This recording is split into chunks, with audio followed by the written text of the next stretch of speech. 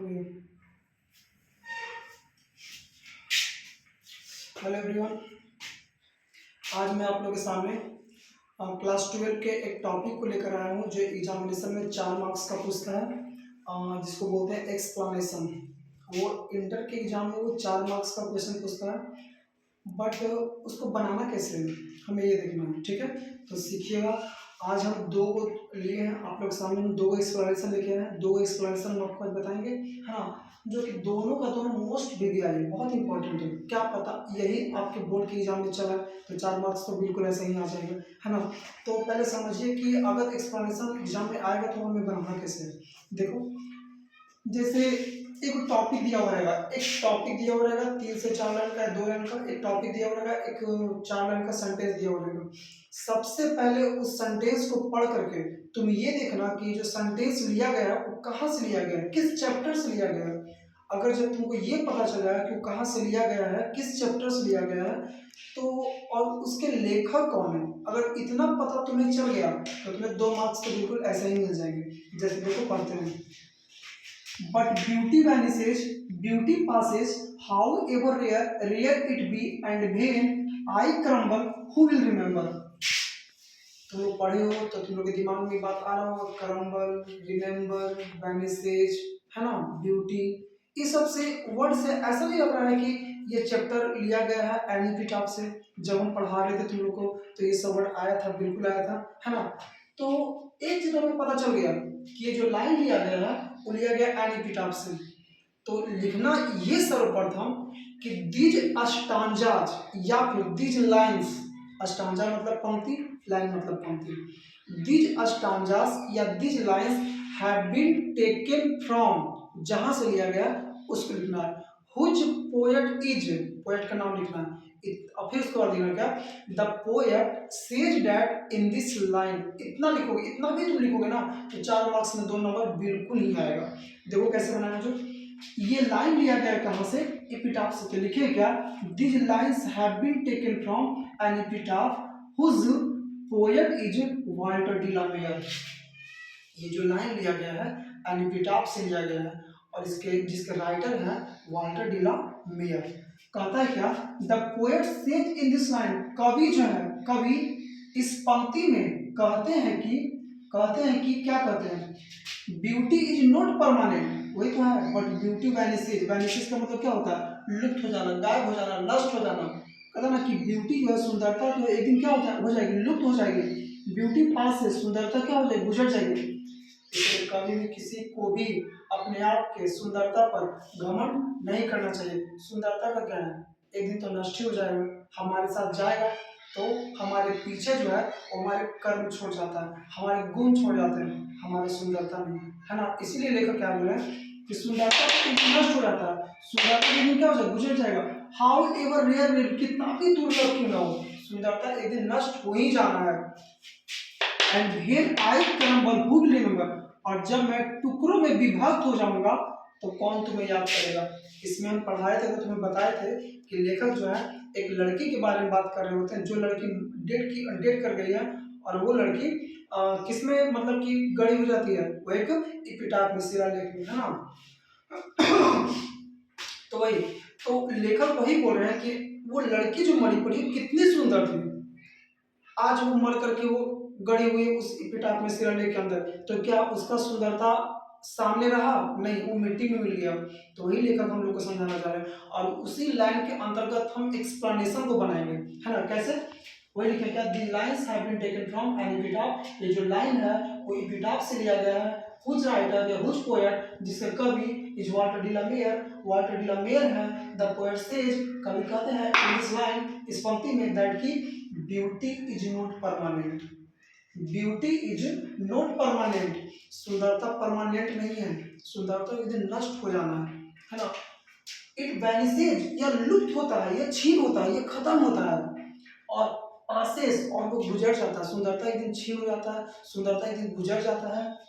The poet, कवि, repents that nobody will remember her after his death, मतलब कवि जो है पछताते हैं कि जब एक दिन हम मर जाएंगे तो इस मतलब कब्र में जो बड़ी इतनी सुंदर महिला है कौन इसको याद करेगा? एक हम ही तो हैं जो कि जीता जागता में है, जो कि उसको हम जान रहे हैं, पहचान रहे हैं, उसे याद कर रहे हैं। जब हम मर जाएंगे तो इसको कौन याद करेगा? इस प्रकार से हमारा एक्सप्लेनेशन पहला क्लियर हुआ। एक बात और, एक्सप्लेनेशन बनाने के लिए सबसे आसान तरीका, सबसे आसान इजी वे मेथड जो कि आराम से तुम बना सकते हो। कैसे? इसको अगर तुम पढ़ लिया, इसको समझा, और तुम इस ये जो जैसे कि बोले क्या, सुंदरता एक दिन लुप्त हो जाता है, सुंदरता एक दिन गुजर जाता है, चाहे कितना भी दुर्लभ क्यों ना हो, और जब मैं टूट जाऊंगा, जब मैं टुकड़ों विभक्त हो जाऊंगा तो कौन सा करेगा?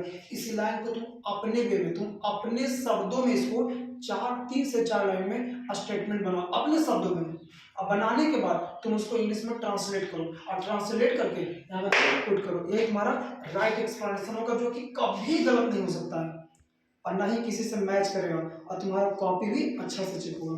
समझ में आ गया होगा तुम्हारा पहला एक्सप्लेनेशन बताया। सेकंड एक्सप्लेनेशन क्या है देखते हैं। सेकंड एक्सप्लेनेशन क्या है, देखो यहाँ पे, he drank enough and lifted his head dreamily as one who had drunken। अगर और हम तो इस चैप्टर को तुम लोग को बहुत अच्छा तरीका से पढ़ाए हैं, तुम लोग अच्छा तरीका से पढ़े भी हो, इतना तुम लोग में से कितने सारे बच्चों को ये पंक्ति पढ़ करके पता चल गया होगा कि ये जो लाइन है वो कहाँ से लिया गया है। क्योंकि यहाँ से देखा जाए, ड्रंक, पिया, इनफ, पर्याप्त, एंड लिफ्टेड हिज हेड, और अपने मुंडी को उठाया, dreamily as one who had drunken, ऐसा लग रहा है जैसे कि बहुत ज्यादा पी करके पूरा टाइट हो गया है। कौन था वो? सांप था। पढ़ा थे ना स्नेक में, स्नेक चैप्टर में पढ़ाए थे। यानी कि जो लाइन लिया गया वो कहाँ से लिया गया? स्नेक चैप्टर से लिया गया। तो जब स्नेक चैप्टर से लिया गया तो हम लिखेंगे these lines have been taken from the poem snake.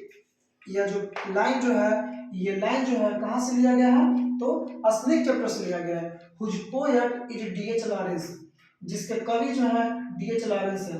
Here the poet says that, यहाँ तक तो कोई बच्चा को प्रॉब्लम नहीं होगा, यहाँ तक दैट तक ले।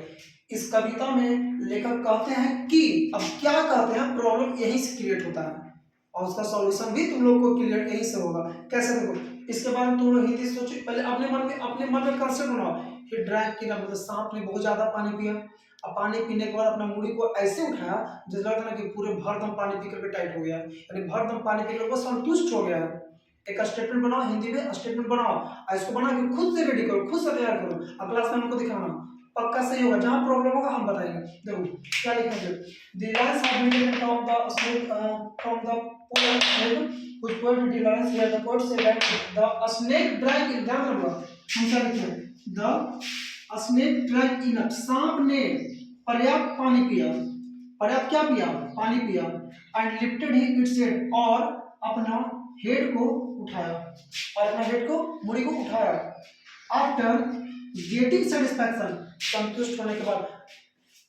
अगर आपको प्यास लगी होती है और आप पानी को पीते हैं तो मतलब 2 घूंट पानी, जब खाना खा लिया पानी पीना है तो पानी पीते हैं क्या, 1 घूंट पानी गिरा देते हैं, फिर आते हैं, फिर 1 घूंट पीते हैं, फिर आते हैं, फिर आते हैं, फिर पीते हैं, ऐसा नहीं होता है।